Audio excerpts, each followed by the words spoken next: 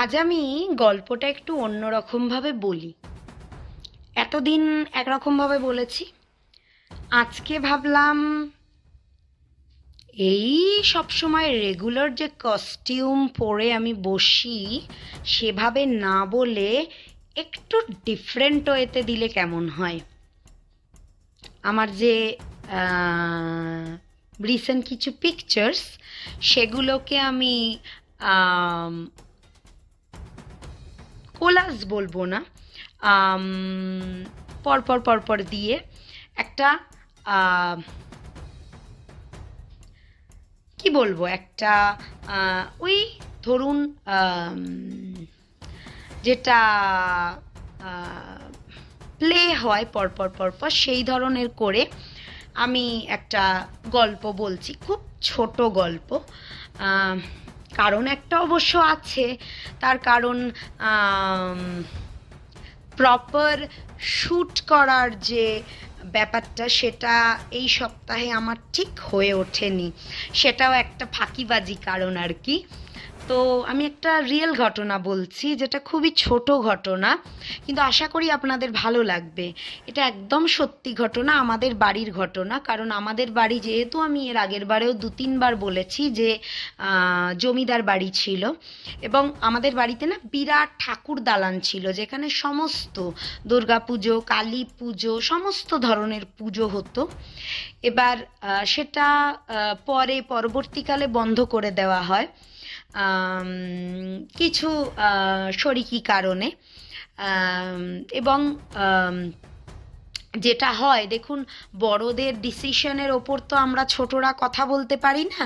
তো সেই জন্য আমরা কেউই সেই ব্যাপারে আর আমাদের মতামত তো খাটেনি।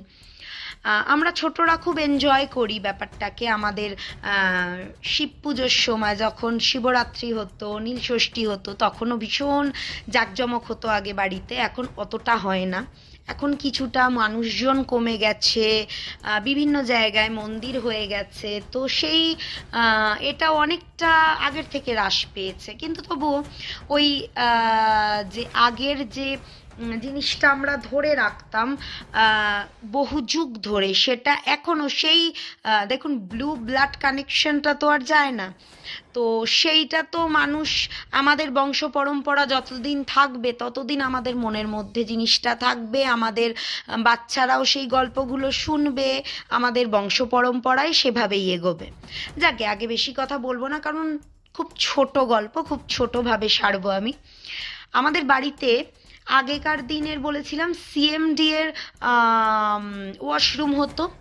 সেখানে আমাদের পাশে একটা জায়গা ছিল, খালি জায়গা, সেখানে আগে আস্তা বল না, সরি, ওটাকে কি বলে, গোয়ালঘর ছিল। ওখানে একটা বড় বেল গাছ ছিল, বিরাট বড়। আর আমাদের বাড়িতে স্বর্ণচাপার গাছ ছিল 2টো। এবার যখন সেই বেল গাছটা ছিল, আমার পিসির মুখে শোনা আমার গল্পটা, অবশ্যই আমি দেখিনি, কারণ আমি যখন জন্মেছি তার আগে বেলগাছটা কেটে দেওয়া হয়েছিল। বেলগাছটার ডাল নাকি নিজে থেকে ভেঙে পড়েছিল, তারপর কেটে দেওয়া হয়েছিল। যাকে মেন ঘটনাটা হচ্ছে, আমার যে ঠাকুমা, আমার নিজের যে ঠাকুমা, তারপরে আমার এক দিদা ঠাকুমা, মানে অনেকে ছিল, তো আমাদের সবাই জ্যাঠা কাকারা একসাথে থাকি। তাদের যে আগের জেনারেশন, তাদের যে মারা, তারা দেখতে পেয়েছিলেন ওই গাছে একটি ব্রহ্মদৈত্য থাকতো।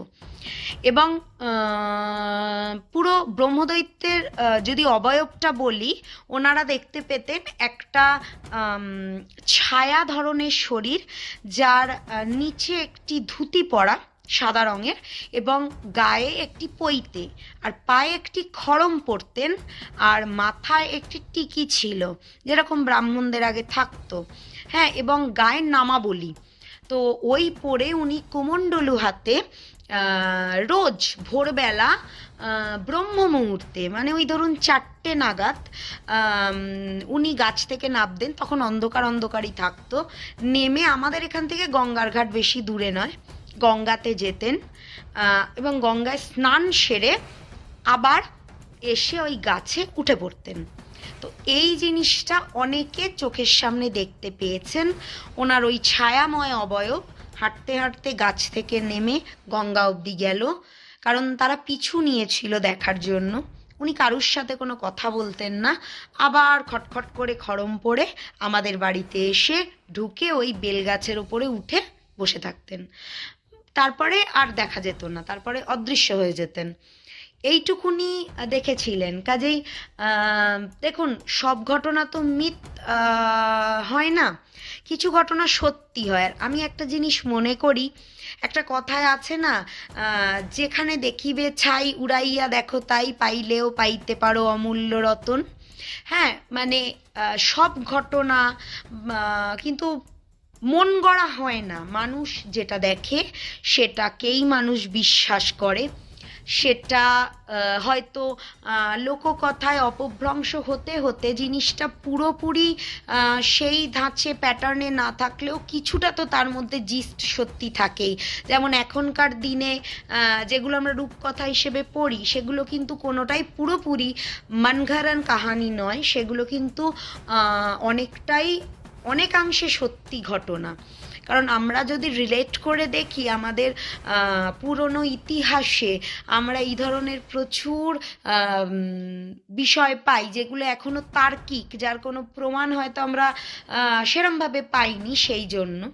কিন্তু তবুও সেগুলো কিন্তু আমরা বিশ্বাস করি, কোথাও মনের কোণে হলেও বিশ্বাস করি, অন্তত আমি তো করি। যাকে আর বেশি কথা বাড়ালাম না। যদি ভালো লেগে থাকে তাহলে আমার চ্যানেলটি সাবস্ক্রাইব করতে ভুলবেন না, পাশে থাকা বেল আইকনটি হিট করে দিতে ভুলবেন না। আর হ্যাঁ, অবশ্যই যদি ফেসবুক থেকে দেখেন তাহলে আমার পেজটি ফলো করতে ভুলবেন না। আমার ফেসবুক পেজের নাম হলো অর্পিতার গল্পের ঝুলি, আর আমার ইউটিউব চ্যানেলের নাম হলো অর্পিতার গল্পের আর গানের ঝুলি। যদিও এই সপ্তাহে ওই চ্যানেলটিতে, মানে ইউটিউব চ্যানেলটিতে আমি গান দিয়েছি এই প্রথমবার, ফার্স্ট টাইম। আপনারা শুনে জানাতে ভুলবেন না ঠিক কেমন লাগলো। এই গল্পটি আমি পরের সপ্তাহে ওই চ্যানেলে দেব। আজকে এটি ফেসবুক পেজে যাচ্ছে।